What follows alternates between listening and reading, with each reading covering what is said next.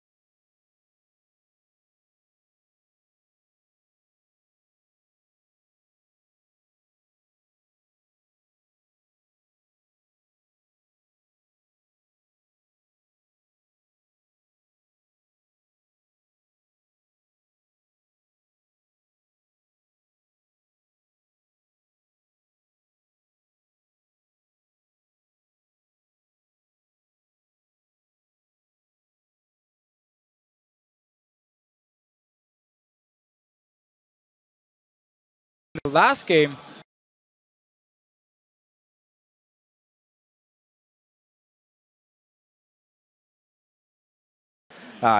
Rengar, Lee Sin, if he's not doing that, they don't have much chance of winning games. And honestly, the last time TPA and Royal Club played, it was very close. I really Yes. think there's a lot of upset potential in this game. TPA was actually the only team to lane swap against Royal Club, and point. it paid off because they managed to dodge around the tricky one-on-one top lane and, of course, the 2v2 lane, which will be heavily in favor of Uzi and Zero. So I actually want to see them lane swap again. Definitely stops InSec from getting Uzi going that much more if he can't be down there to gank for the duo lane. We'll see what they come up with in picks and bans. We've gone over it a little bit. Let's see if it comes out the way we were thinking. So with the Rengar ban here from TPA, if they don't ban Lee Sin, it could be the first pick coming in from InSec over here simply to avoid wins actually playing it. And it might be a bait from TPA to say, okay, you first pick the Lee Sin, we maybe get something like a Rise, we can maybe get a Zillion pick, we can also ban the Zillion so we don't pick it. Tristana could be an option for Bebe. It's been one of his big champions in the GPL as well. I feel like Royal Club is really looking to get Aurelia for Cola. Like, the fact that they're blue side, basically, Alistair and Maokai are almost always red side bans, but they just don't play it in the top lane, so their ban base is really messy here. I mean, I've seen them play Maokai once. That was against EDG in the regionals final, where they actually first picked it. If they go Rise here, Lee Sin would fall into the hands of TPA. And that's usually not good. That's usually not good in the slightest. Quite a bit being left up here, and it is going to be locked in. Do they take away? What else do they get? Wins is actually going to be looking at Kha'Zix right now, the Trist. What an interesting champion. What the? So you don't take your best jungler so far in the tournament. Instead, you give it to InSec, who's actually been performing pretty well on Lee Sin. Not to his Rengar level, but still. And the Rise pick up for Cola in the top lane. I mean, we've seen him 2 games in a row now underperforming lane. Still, clearly, Royal Club, they trust in his ability to use this Rise to carry. And also, they don't want to play against it. Apparently, Win's not feeling that it needs the Lee. InSec grabs it. The Nami as well. So Janna's left up for the Trist combination coming into this one. Really? I'm at a loss from GPA not taking Lee Sin right here. They can get Janna easily. Yeah. Right. I kind of expect it. It would be a great pick against Lee Sin Then as it's probably well. not going to happen. Exactly. What is I mean, the Janna pick here for TPA, if they do lock it in, would be great against Lee Sin because you can interrupt him. You have both your Monsoon, you have your Hurricane. So if he tries to go in and actually, funny enough, InSec you and kick you into his own team, you can interrupt it easily as Janna here. So, one thing though, is the Nami is a good pick against the Janna. They were watching the games earlier today. Okay. World Clippers point. TSM. I can see the Thresh here, but Janna makes more sense. You have Janna's Tristana. It's been probably the strongest 2v2 lane we have seen. All right, And back well, on track. so far. Back on track. We got the Janna pick here against Lee Sin. So maybe TPA's plan was actually to bait out their Lee Sin from InSec and then have the Janna as the kind of the counter pick to it. At the same time, you have Tristana as well, who should be able to handle herself. And as long as she doesn't get kicked instantly by InSec, you have to jump. You have your ulti as well to shoot him away from you. And therefore, you have a very strong bottom lane now, which they are going to need against Uzi and Zero. I can't see Uzi not picking up the Lucian here. We've heard Double If saying a little bit. That's going to go back and forth, maybe in the favor of Tristana on it, but we'll see what Uzi puts up on the table. Back and forth between his Vayne. He's played some Caitlyn. He's played quite a bit. Probably going to lock in that Lucian. It's like he's taking a flower, and every time he's pulling off a petal for the Lucian to the Vayne pick. As soon as he runs out of petals, he's going to have to pick one of them. Quickly, this top lane. We actually saw the matchup yesterday, Freddy against Cola, where Cola was playing the Rise and Freddy was playing Dr. Mundo, and he managed to beat him in lane one-on-one, but it was, a big part was the fact that Cola used his teleport twice. First going to the bottom lane and then to the mid lane, and he didn't actually get anything from the teleport, so he just lost a lot of farm. He fell pretty far behind against Freddy actually in the one-on-one. So let's see if Achie can do the same up in this top lane. Lucian Nami. I'm not gonna go against Double If, who was saying Tristana was a great pick against the Lucian in lane here, but Lucian Nami is a damn scary lane. I mean, if you go against Double If, then you're going with Crepo. There's definitely some differences in these lanes. I'm right now going to take Uzi over Bebe. I will as well. Champions be damned, because he has been so dominating in lane. Lane swapping, I think, is a really high probability in this one. Bebe himself has said he's not that great in lane, and they love the lane swap. Yeah, you have a great setup for it. I mean, you have the Mundo as well. You can run together with Wins and not just teleport up when you have the one-on-one to get some farm. You don't need to have this Mundo against Ryze matchup where you just give Ryze a lot of free farm. So lane swapping from TPA would definitely be the best idea here. You can try to counter the fast push coming in from Royal Club, which we normally see in the lane swap, simply by taking your top laner and your support, send them down to bottom lane, because once they fast push into the tower, he can just sit there and pick up all the farm and they can't really dive you. We see Morning picking up a little bit more throughout this tournament because some of the Syndra that we were kind of, wow, he's picking that up. Now the Fizz. No games in that in the regular season. He's really going to try to put his foot down here. Bit of a risky pick, though. Yeah. We have seen a few Fizz backfire already, especially from Korn. It can looking happen. earlier today. Yeah, this one, it's again, they're bringing a couple pretty all-in champions with disengage on their own team. They're really going to have to try and take this kind of like at 20 minutes, but Mundo and Fizz both need longer than that. It's a weird set of champion scalings. All right, remember, if you feel a team pulling ahead in this match, update your vote by tweeting at LOL Esports. Use the hashtag SHR win or TPA win. Yeah, both Orianna and Lucian will have a lot more impact in the mid-game than Tristana and Fizz at this point here, making it very scary for TPA. But then again, they are maybe looking at the last game they played against Royal Club, where they went extremely late game, and therefore looking just to go full late game champions. We are into our third game of the day here in the group stages, the first set of them here in Taiwan. We'll see what the Royal Club can put up against TPA within this matchup. Definitely a game that counts for these teams. Royal Club not having too good of a game against Team Solo Mid earlier. Let's see if they can take hold here, get a little bit of momentum back in their favor. And it's got to be a pretty difficult loss for Royal Club there. Yeah. Taking multiple Barons in the game and still losing. However, these games actually have gone pretty long in the past. Royal Club plays long games. TPA had actually played the longest games of anyone in the World Championships thus far, so it will probably go late game. I mean, look back at GPL, they had some fast games because they were dominating some of the teams, but in the final against AHQ, we had like 50 minutes and 60-minute long games because both teams were basically just fighting each other left and right, and nobody really actually managed to close it. And it's been the story for TPA. They had the lead against Royal Club game 1, didn't manage to close out the game. Royal Club came back. Now they've gone with the extremely late game focused comp here with Tristana. You have the Fizz and you have the Mundo on the side of TPA. But Royal Club's team fighting comp is pretty scary. And TPA again going for the lane swap. They, like you said, they even did it when they were on the blue side, giving up that dragon control. They're ready to go to the late game with this. Problem is, Royal Club is guessing it. Yeah, they are. And going top lane as well with Uzi and Zero. Very nicely played. And without even the deep wards, they're trying to call this one out. It's actually going to be somewhat of an invade, too. Yeah, no ward scouting for this lane swap, so it could very easily be forced by Royal Club. They even have an opportunity to invade here. However, there's wards on their own red, so I think we're just going to see buff trades. So the only information TPA had at that point was simply saying, okay, you're not starting red buff, so you're either starting our red buff or you're starting your own blue buff here. But with the dual lands up in this top lane, let's see if Wins want to walk into the red buff of Royal Club. Their own wards just disappeared, so he doesn't actually know at the moment if InSec started his own blue buff or not. He's going though. He surmised it, and they're also going to have confirmation any second. Oh, this could be big. Bebe, what did you take? Level 1. He may have to flash out of this one, or he's just going to walk out. He's just going to walk out. Very interesting, though. Bebe brings exhaust as well. It's a Trist. Boatload of harass they just took in that lane, though. Will set them so far behind, especially since they don't even get the heal to stick around at lower amounts of health. Back to base right away. Simply again because they had no wards in their own jungle, so they didn't know where InSec was. In the end, he comes in. He's gonna get dove. What? Yeah, 2 people. No, the exhaust for exhaust, but I don't know if it's gonna work. First blood for Zero, and it looks like they get out, I wouldn't say unscathed, but real happy. And this is basically just Royal Club guessing the lane swap, sending Uzi and Zero top lane, find TPA, and then they take the red buff at the same time, and InSec just walks up behind them. Let's see what Wins can do in mid lane. Well, jumps on, gets the slow. Uh-oh.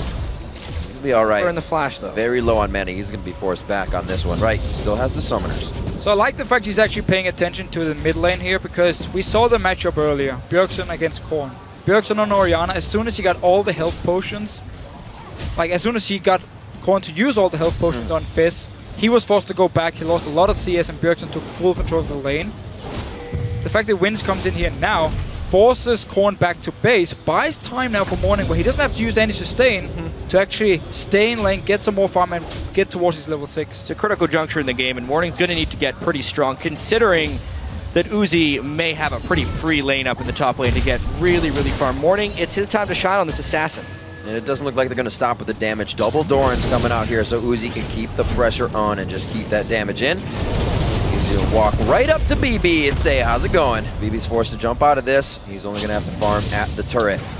You have the level advantage, you have the sustain from Nami, you have an extra Doran's Blade. I mean, just go straight in the face of Bebe here. Chunk him down. He only has his health potions to sustain himself.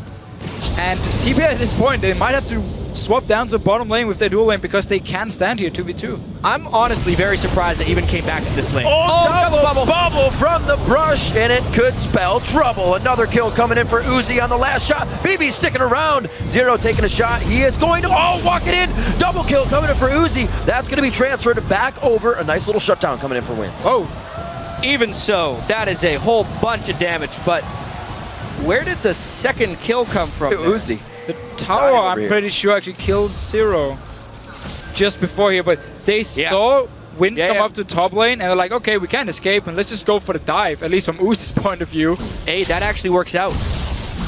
As far as the counter game, surprised me, actually. I missed the kill, but we're going to get one more look here. They get the double bubble, obviously. Nice shot right off the bat. And then here, I think Zero, he's tanking church shots. Walks in first. Just flashes too late. Cannon minion got him as well, but since Bebe had tagged him, Bebe ends up getting a kill off of that one, and that really keeps him in the lane. Keeps him in the lane, and he goes for that gold generation off of his buy as well. Trying to stick up and keep that gold coming in. Trying to get a little bit more damage onto Uzi so we can get a harass on. You see, taking Chieh to half health with the Lightbringer and then 2 passives. Zero still trying to hit shots, and InSec now getting in the Hero wins. That is pretty greedy from Bebe up in this top lane here. Going for his goal, put 10 item towards the static shift and not actually he getting can't even trade in the first place. Exactly, not even getting a Doran's Blade or anything, just very greedy play. If he's going to be building an Avarice Blade, swap lanes. Go against Ryze in a 1v2 or a 2v1. So again, they're having a pretty good time, or Achie down this bottom lane is having a pretty good time one-on-one, which would be the only reason for TPA to not lane swap. But your Tristana, who needs to get to late game, who is really weak in the mid game compared to a Lucian, is having big trouble. Yeah, definitely going to have to question double lift on this on the desk when we go back to the analysts. Matchup isn't working for Trist this time. We'll see what Bebe had in mind with that exhaust play. Maybe it'll come in big later when he's bigger and trying to make plays. Shields on the turret is pretty much all Jay has to deliver right now as Bebe tries to soak up CS 38-23 in that lane. And like we said, Uzi is on his favorite. He's on Lucian. He's already 2-1-1 with the pickaxe in lane. It's only going to get worse. Every time you get pushed down to tower, it's so hard to get any farm. It seems to be the story of every Starhorn Royal Club game is, wow, Uzi and Zero are demolishing their opponents. But what are the other lanes doing? I think is one thing we need to focus on. Korn is actually not doing that well against Morning. Cola is just trading farm with Achie. Considering it's a Mundo versus Ryze matchup and Mundo has not been kept down at all pre-6, the other lanes are going quite well for TPA. This is fairly similar to the TSM game we saw at the very start of the day. And it was kind of the question actually coming into the whole tournament. How good are the solo laners from Royal Club? Because Korn has definitely been stepping up his game and been getting better and better. But Cola down his bottom lane, I mean, when he's facing people like Going from OMG, he's always been in trouble and been actually losing the lane matchups. And this time around, it's just all focused around this bottom lane from Royal Club being probably the best in China in the laning phase.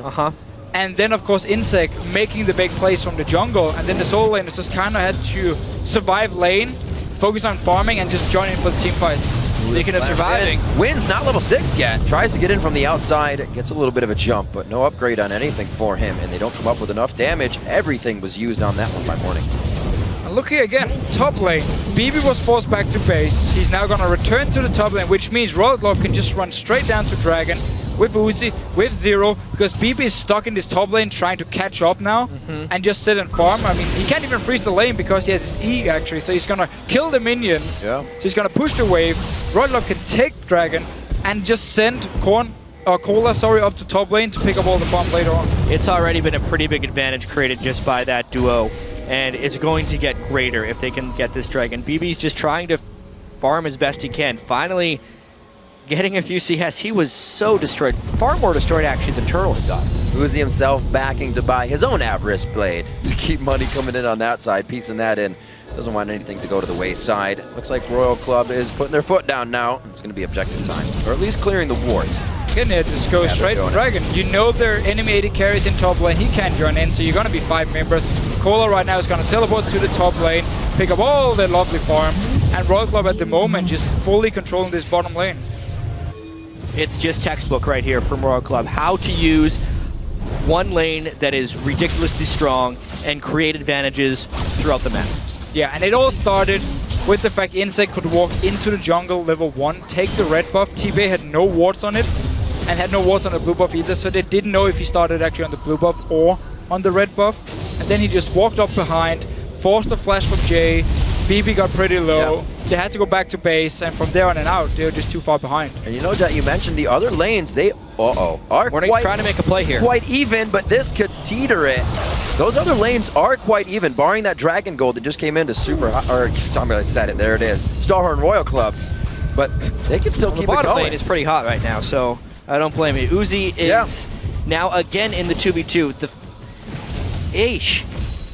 BB just can't catch a break. He's not avoiding the Uzi 0 lane like he needs to. He needs another 10 minutes of farming before he can think about looking at this guy. Yeah, getting Static Shift first item is not going to do a lot for him damage-wise. I mean, it means he can clear the waves pretty fast, but normally what we see is that people go back on the first back, and they get a pickaxe or BF sword, and then they build Static Shift, so you have some attack damage to back up all your attack speed. Now he's just going to have a lot of wave clear. InSec down his bottom lane, so even when his bottom lane is winning, he still wants to come in and help.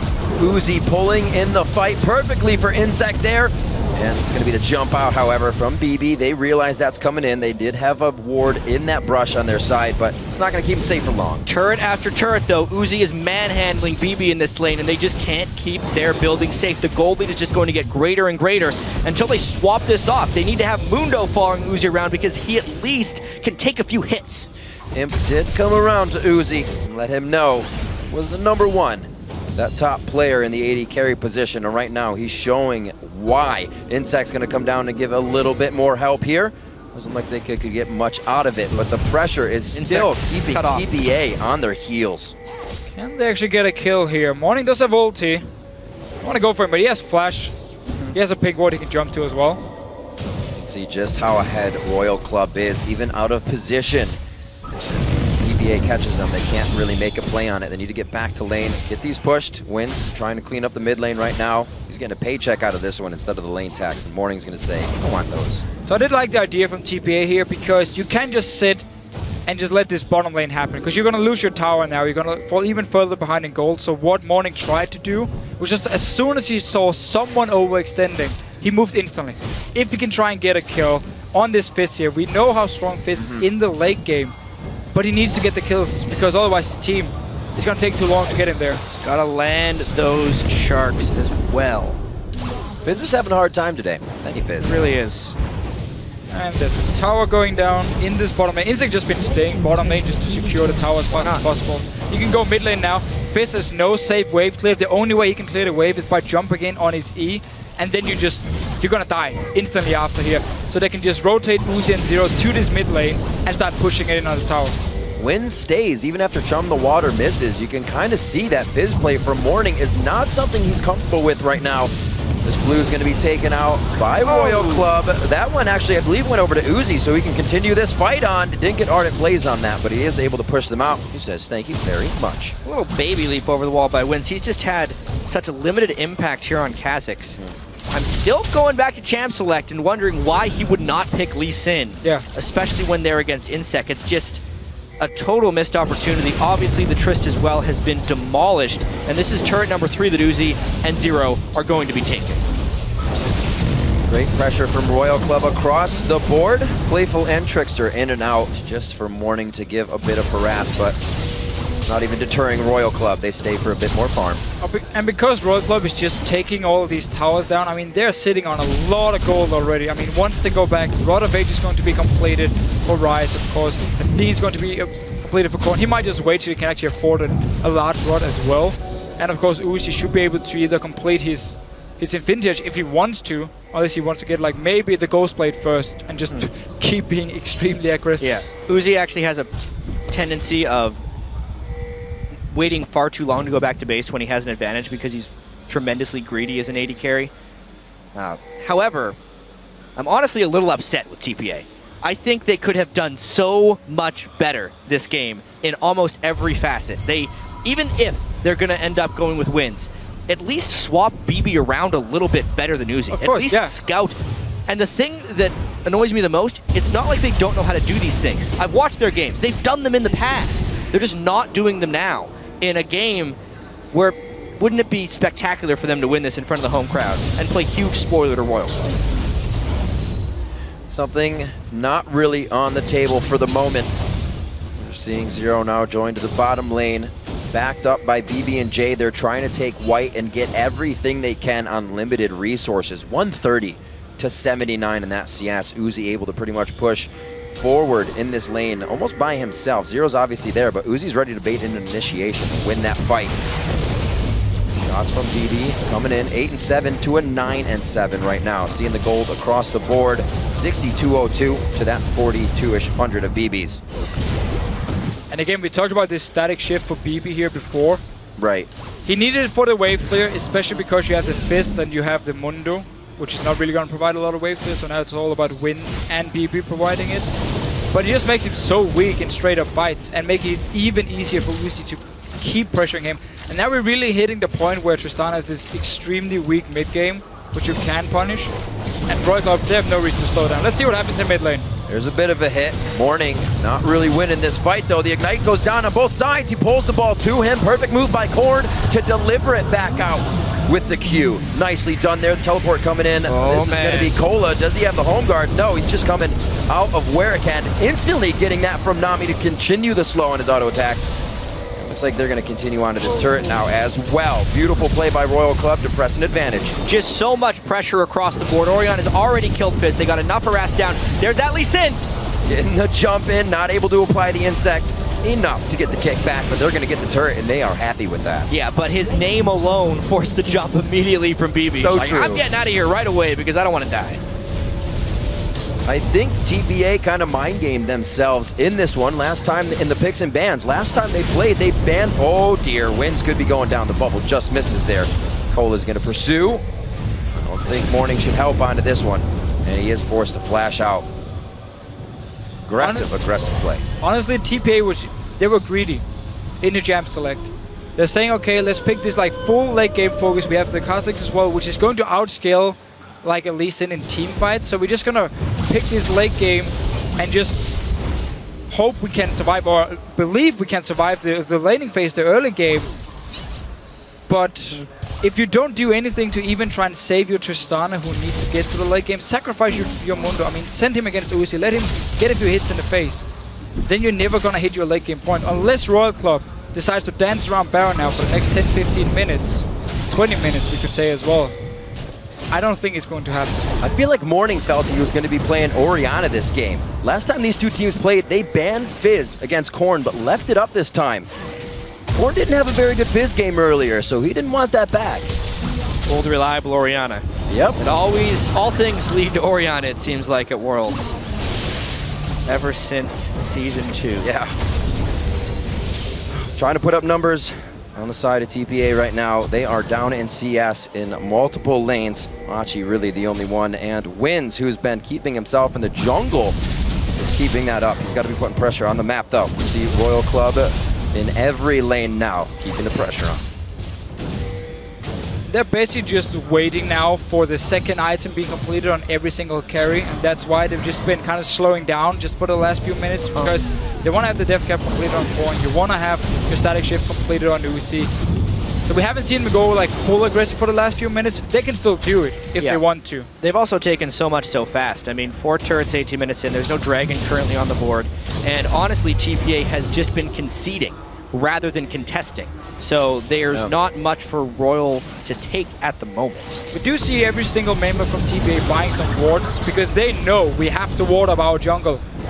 if we want to have any chance of catching anyone from World Club out of position, we have to have full wards in the jungle. Maybe Morning can pick up a kill. They also need to be in the lane ready to defend. And we talk about the lack of wave clear unless it's Bebe or Wins being there. Even Wins alone won't do enough. Bebe was running from bottom lane. Easy switch from Royal Club into mid lane to take it. Bully, bully, bully. That is what Royal Club is up to right now. InSec, very nicely done. Didn't safeguard with Chum the Waters on, but he actually may be able to keep himself alive. Good focus, though, from Achie and Morning, but it's only focused for so long because of the power right now coming out of Royal Club. Drops both Achie and Morning right quick. 2-for-1 is not all that bad for TPA, but it does expose this mid turret a little bit. Rise wasn't even there, I'm pretty sure. Yeah, no, he wasn't even there. He doesn't have teleport. He's gonna run down, join in here. Royal Club wants to just try and push in. Only have 1 minion left, which won't survive. Well, they still got Rise or Uzi to take a few hits. They really want this turret. John Shield, though, is going to slow him down. Poor Royal. There is teleport for Achie here, so TPA might want to try and chase this one. They have the Kha'Zix for the slow. They are trying. But there's no ward actually behind. There was a ward here. Royal Club just passed it. And there is definitely Achie warding, wasn't but ready at the moment, with no Mundo ultimate, I feel like he would have just been teleporting in. It's more just to his demise. It's more the fact you kind of have to try. I mean, you're 10,000 gold behind at 20 minutes. If you can get the chase, maybe a kill, go for it. So Bebe wasn't here either. It was just a bit of a mess in a fight here. Morning landed enough damage, but honestly, Uzi is just in the thick of things, not even really taking damage. It was what we just talked about, how TPA ward up your own jungle, have Morning sit there and hope he can take out a target. But the guy only has a Lich Bane. You're not exactly gonna burst down anyone. Maybe a turret. Maybe a turret. You get to those turrets.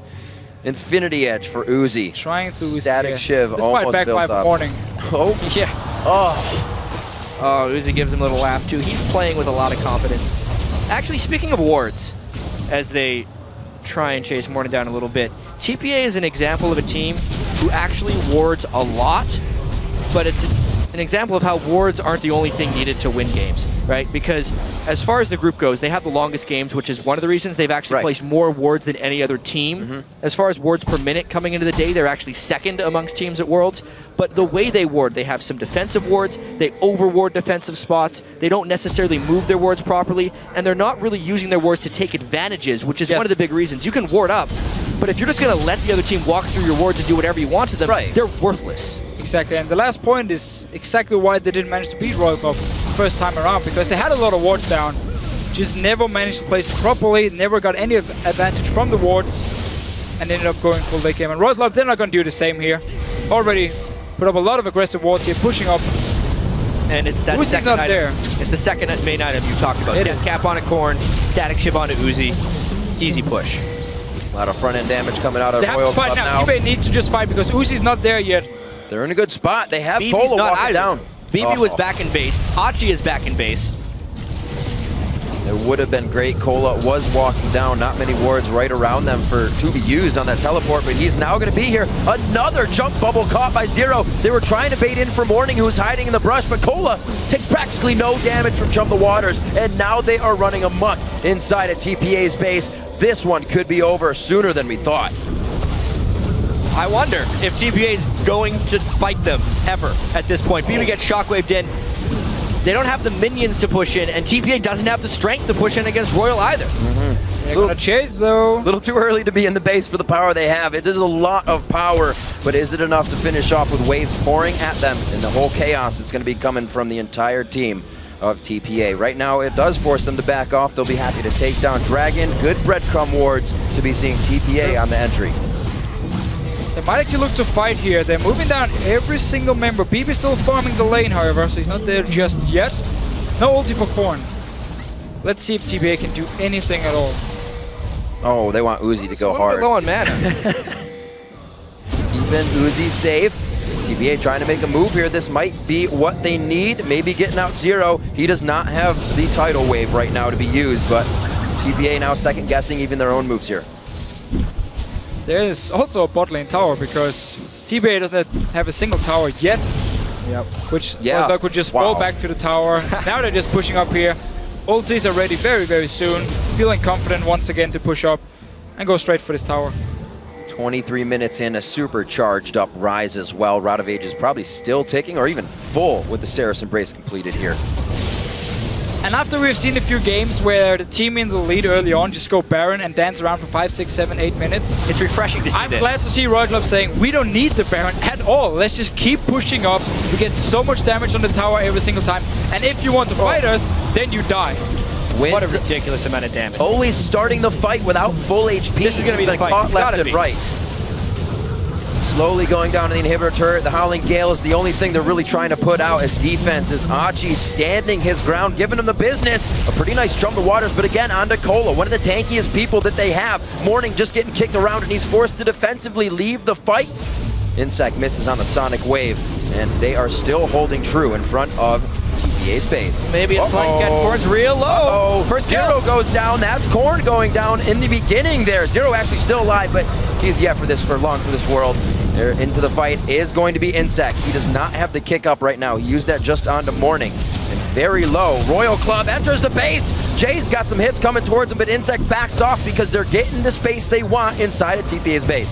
They are just so far ahead. They have so much pressure. They have so many minions. There's actually double super minion wave that would be pushing in here. Uzi doesn't even have lifesteal. It would be rather What's greedy to going finish on? up. Uzi never has lifesteal. Oh, that's true. Fights like he does, but doesn't. Obviously, Royal Club's in total control of this game. There's a few tendencies we picked up amongst Uzi and Zero. First off, Uzi pretty much never builds lifesteal until last item, unless he's playing Vayne. Of course, he'll build Blade of the Rune King. And Zero finishes his support item full complete almost every single game. Here we go. very early on. Korn actually being caught out here. Just flashing over, and TPA does manage to pick up a kill. Yeah, Problem nice. is, they're just still so far behind. Yeah, this was the power of Rise and Lucian here in close quarters. Obviously, Bebe gets blown up as soon as he gets close, and the InSec tries he may. Was not able to finish off kills. He's going damage. Oh! I felt that. It hurt a little bit. Sometimes it hurts to watch something. It does. Just go, ow. There was a sting there. 26 minutes on the clock.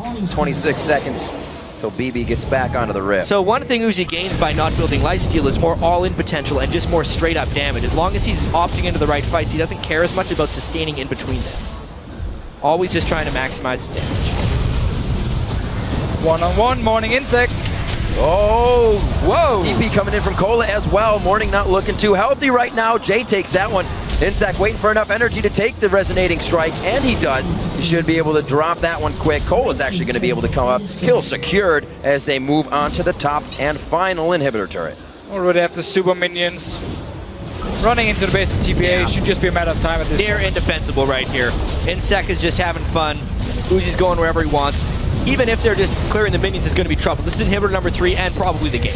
Uzi making sure nobody can come off the fountain right now. He is just a wall in this game as Lucian. And it looks like they're going to be able to grab the inhibitor turret, making sure they're not getting too antsy here. Not really looking at too much damage, but we've seen the mistakes made. They lose a few and they can't fully push, so they're playing it safe. And honestly, we just saw in the game prior a very one-sided game with AHQ. This is how you close a one-sided game. Royal Club has forced TPA into either giving up all their objectives or taking fights that would just make the game end faster. And in doing so, they're creating a very quick and decisive win. 9 turrets, tons of buildings, huge gold lead. Uzi just went back to base with 4,000 gold, as we saw. They're playing quite well. And it all started just like from level 1. Again, the red buff for InSec, walk up top lane, 2v2, Royal Club looking so strong. They win it, InSec comes in with the first gank, and every single move TPA made from there on and out was just the wrong one. Like, it made it so easy for Royal Club to just keep pressuring the advantage. Level 1 in a game really twisted by a odd champion select coming in for TPA. See what they can continue to do with this composition. Royal Club looking to put the final touches on a possibly sub 30-minute game. Get Baron, go mid for the 3rd inhibitor, use the super minions, and win the game. Easily picked up on that. 3 of 3 dragons, 1 of 1 barons. The next dragon's just going to be hanging out by himself because I don't think it's going to be necessary. TPA sets up for one final fight as Royal Club, the train, starts coming down the tracks once again. We just need to see red pot and blue pot and TPA and just try and take the fight here. That's the Mundo going down first in the blink of an eye. Not what should be happening. It's going to be the Nexus turrets. It will be sub 30 minutes. Uzi able to take the full combo coming in from Morning, and he stays alive. Onto the Nexus turrets. Onto the Nexus. 13-5. Royal Club will take down Taipei Assassins. Royal Club doing a good job to come back from their defeat earlier to TSM. This game left no doubt about who was the better team. Royal Club 5-1 in the group. Just wow. That is what that game is. And you're right, 5-1, now their record, as they have played out their matches here in the group stages. So it's basically all about TSM now. If they do manage to beat SK Gaming, we're going to have the tiebreaker for first place. And as the analyst desk was talking about, either you get first place and you dodge around Samsung White, or you end it at the quarterfinals. But you should never say never. There's still room. There's still room. You have to play the games for a reason. Exactly. I mean, while Samsung White would be the favorites, you can still beat them. I mean, they're not unbeatable.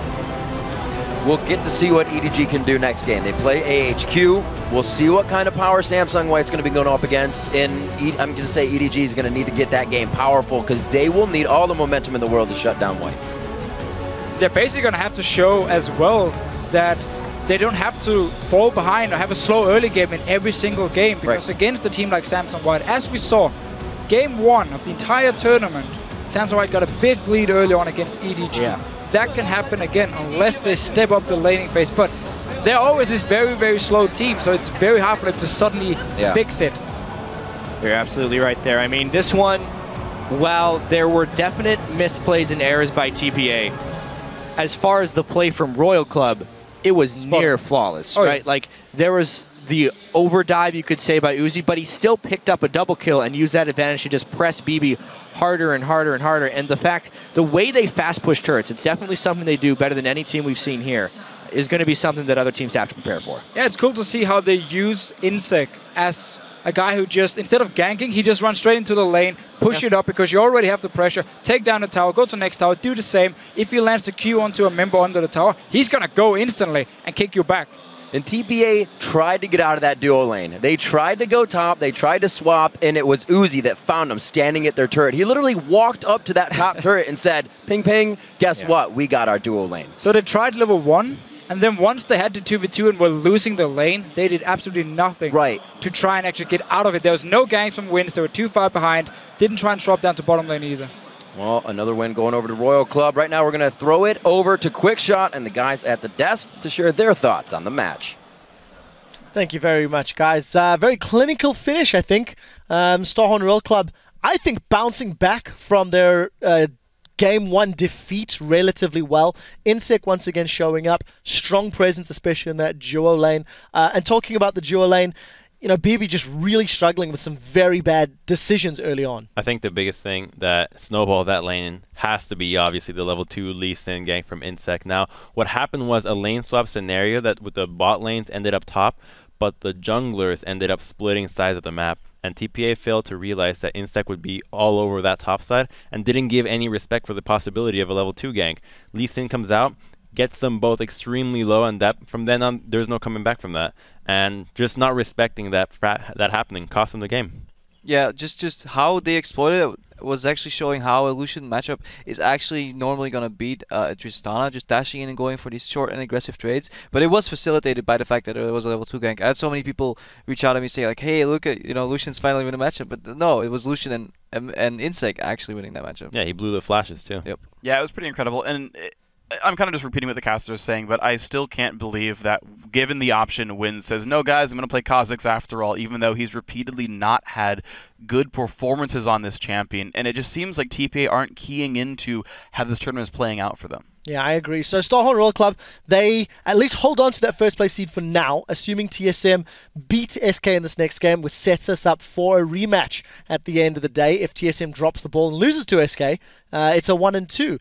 Taipei Assassins, their run has ended, and it's a disappointing group stage for the team, where we'd expected some, more results from them. I just want to quickly go back to the game because I know, Crepper, you felt quite strongly about Zero from Starhorn Royal Club and his Frostfang at 10 minutes in particular. Okay, first let's point out, actually Zero played really well. He had some amazing bubbles this game. Tidal A's were good, but I'm looking at what Royal needs to improve to get better to actually have a shot and make going farther than the quarterfinals, and they need to exploit it or take more advantage out of their lead.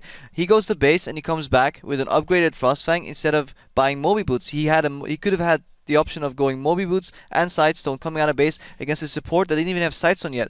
On top of that, the enemy jungler wasn't running Sidestone either. He could have solely controlled the vision control of that game on his own if he bought Moby Boots Sidestone. Instead, he went for the Frostfang. At the same time, he upgraded Frostfang to Frost Queens, skipping the Mikhails, but then built the Mikhails anyways. And if you value Mikhails, why don't you just build it sooner? I just don't understand it. Not only that, but there was pretty much no risk in that situation too, because when he went back, this was when about 10 minutes. Yeah, about 10 minutes. Bebe at that point had just the components for a Shiv. He had the blade and the Avarice Blade and a Zeal.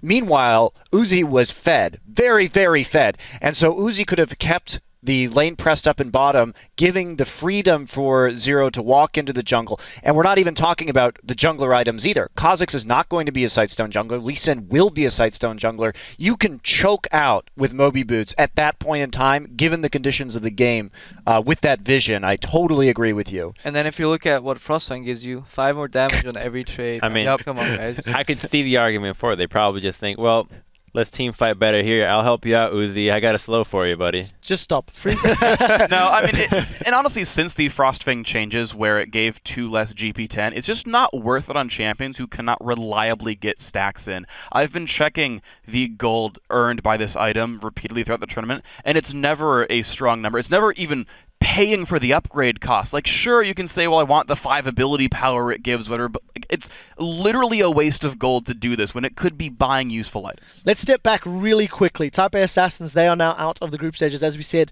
Starhorn Royal Club and TSM fighting for seeding. Royal Club looked much better in this matchup. Obviously, it is a disparity and mismatch. TPA not playing as well as TSM did.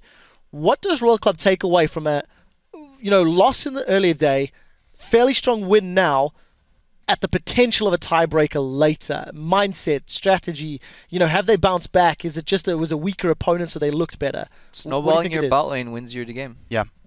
I think the fact that we're seeing, again, a Lee Sin jungle make good moves early on. Crumbs, at the beginning of the day, you talked about the fact that this is our sort of group stage 1 MVP jungler. I agree. I still don't like Kha'Zix very much. And personally, when I watch these games, he doesn't seem to do very much, whereas Lee Sin and all the other early game junglers seem to set the games up to let the game just be won. I think another important thing that Royal can take away from these games is the mid lane pick, because against TSM they picked Fizz and that did not go well. This time around we saw them take the Orianna against Fizz, so they took the mirror match, and if they go for a more control-oriented mid lane against TSM, if the rematch is to happen, I think they'll look better. Let's go final thoughts from Monty. Yeah, I'm still concerned about Starhorn because we saw another Nidalee ban coming into that game, and TPA is not a Nidalee team. So I have some questions about whether or not this team does its homework, and if we roll back to the TSM game as well, the Nidalee ban and then the Elise ban, not probably necessary, but I don't think we're going to see Dyrus on Rumble for the rest of this tournament. I think that is an incredibly bad move. But if Starhorn can give their draft a little more love, I think they should be in good shape. We'll find out. SK take on TSM later in the day, and we'll see if that Rumble makes it through. Right, AHQ and Edward Gaming are booting up for our 4th game of the day, and we'll be bringing you that action after this quick break. Do not go anywhere.